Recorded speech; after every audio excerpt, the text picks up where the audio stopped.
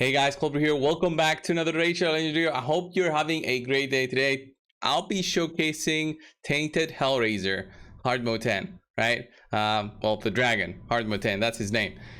None of these teams will have what I'm gonna be featuring, so I thought I might as well make a video on it. It's a champion that was forgotten.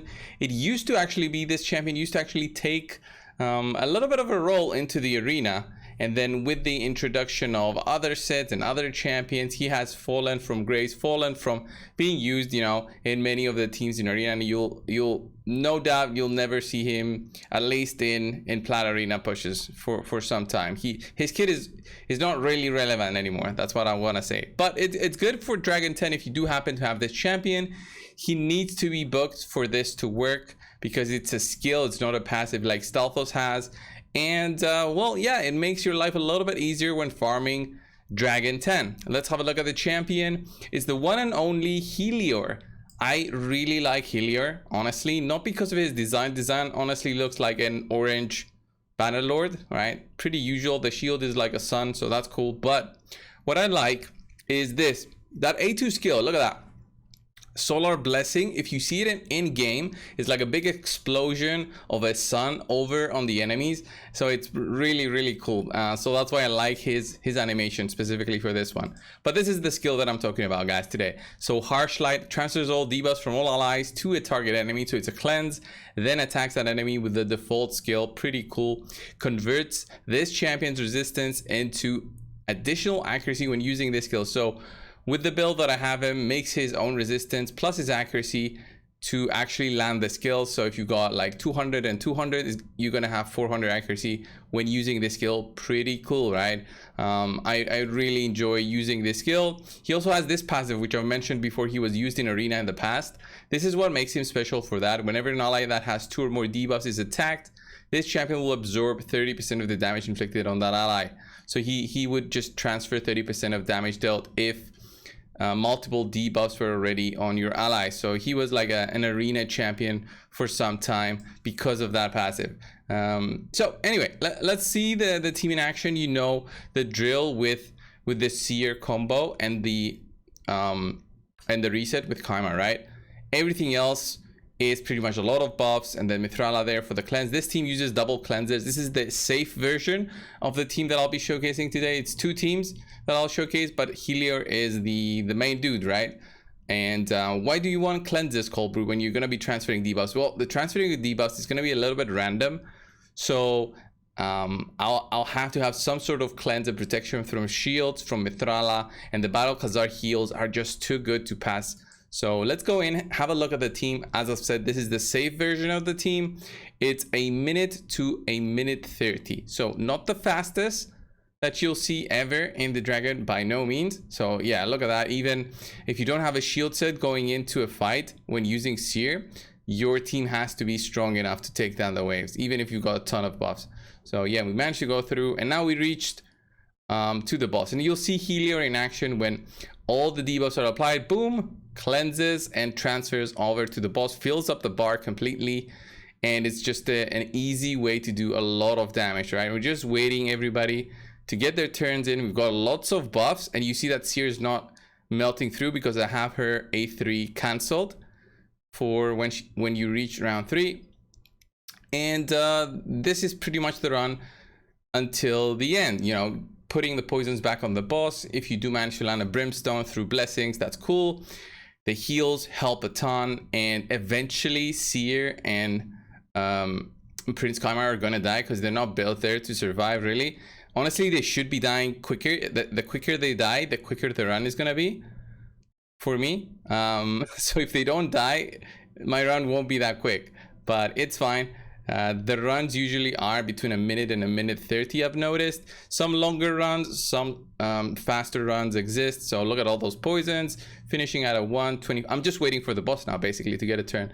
126, and this is the safe version. As I've said, it's pretty safe because of all the heals, and Helior is already very tanky, so it makes the team very safe. And there's the not so safe version of it. There's 2 versions, as I've said. Let's say you don't have Mithrala and Battle Khazar, but you do manage to have a Vizier. Vizier will play the role of extending all those debuffs onto the boss. And Lydia is there to play the role of a little bit of a support, and also, well, you'll see. Lydia helps with the block buffs, debuff, right? The one that blocks the boss from getting a buff.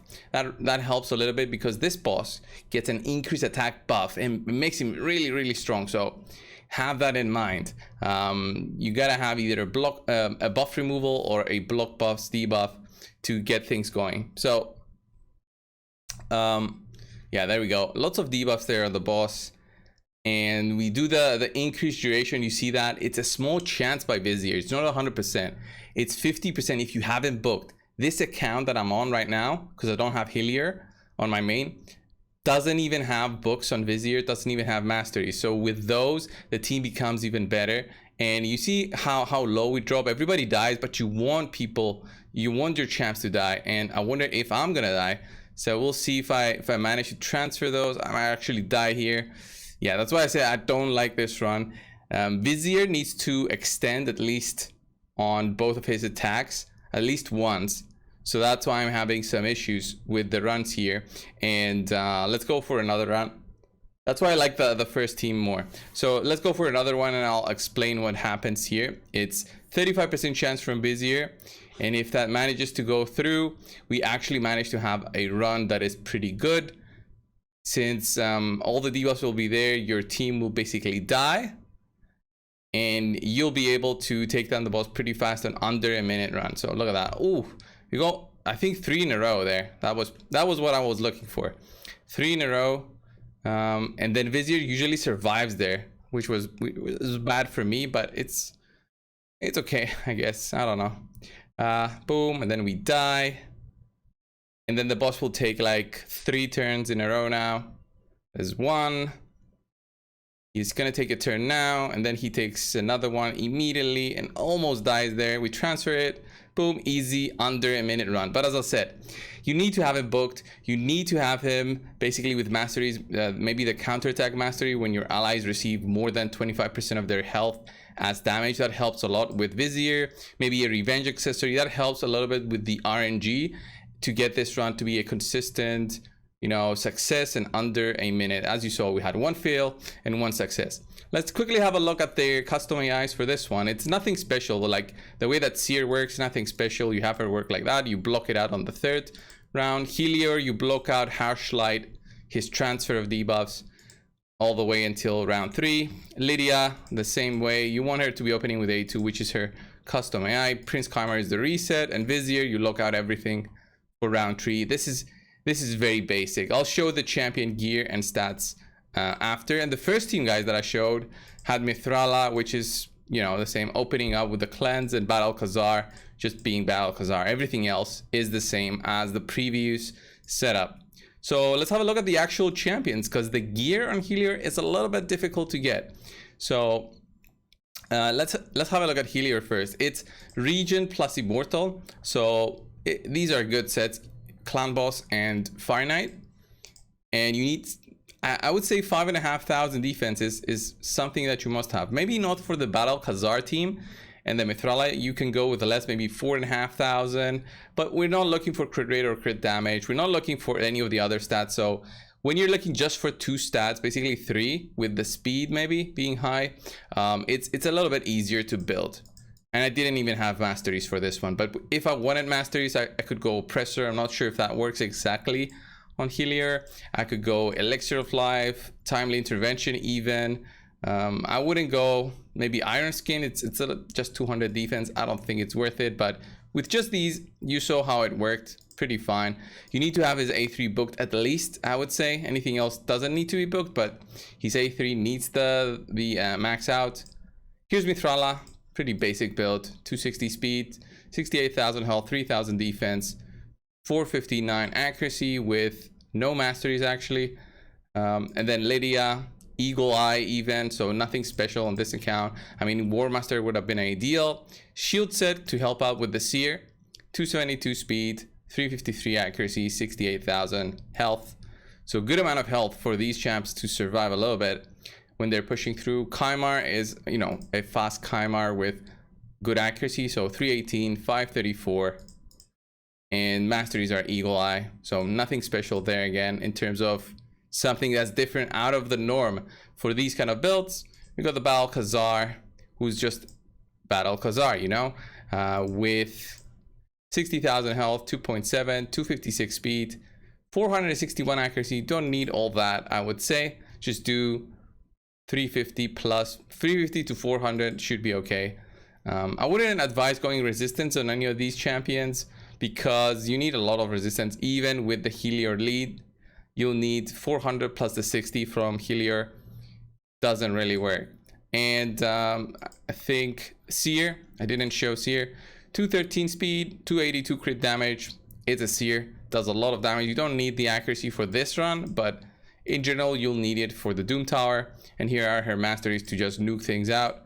And then Vizier is here, no masteries, but I would advise masteries with Retribution and Deterrence. These two are so good on Vizier, and I would probably use these two, like go here, Retribution, Deterrence, and then probably I would either go Giant Slayer on him for extra damage, or Support Tree for extra accuracy, and maybe even Eagle Eye on Vizier, just for getting that accuracy easier, and then he can focus on other stat. But he was wearing a shield set for this one, running about 60,000 health, but 2,000 defense. Really, he doesn't survive much long. He survives basically 2 times for him to have his A1 skill. It's really important though that if you have revenge accessories, you use them on him, just so you might get some more counterattacks if you're looking for that faster run. But yeah, the faster runs, as I said, they are tricky and they are not consistent in terms of how successful they might be. Maybe with books, so that his A1 skill would be 50% chance, this would have been better to extend all the debuffs that Helior is placing. But yeah, Helior is really proving his worth here. If you're having issues with the hard mode of the dragon, this would be the way, I would say, to make a team. Obviously all of these champions are subject to your progression, so can't have the best things. Look at that, bad RNG there. Let's see how this goes though. Bad RNG, basically no debuffs now on the boss. That kind of sucks because we're gonna miss out on a ton of damage. Some extension here just once on the poisons. Let's see, we've got some debuffs on us. We might be able to transfer them actually now, so that's something. There's a little bit of damage there. We get the strengthen, that is something. And maybe I wonder if I had War Master there. So this was successful again, under a minute. Pretty cool on the way that this team works. It's a little bit random though with how your allied champions survive. I didn't want to break his like Lydia, make her 40,000 health, because that would mess things up with other things. Didn't want to break the climber so much with the health, but he's already low health anyway. Seer, I don't want to remove gear to make her worse than she is.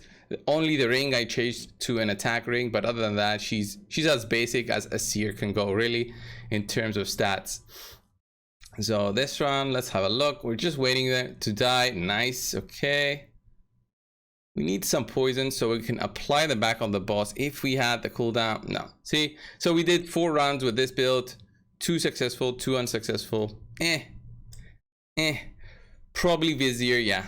I would say, yeah, he would be ideal with the books here and with the masteries to make this a more consistent run. But if you got a safe team, I would put the safe team overnight, since a minute to a minute 30 is much better than 40 seconds and then have like 70% win rate. So this was the video, guys, on Helior.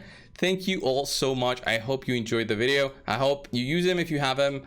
Don't go out of your way though to book him out and masteries on him if you don't have the gear. The gear is pretty crucial for him to survive in these kind of setups. So this was it. Thank you all. I'll see you in the next one. See ya.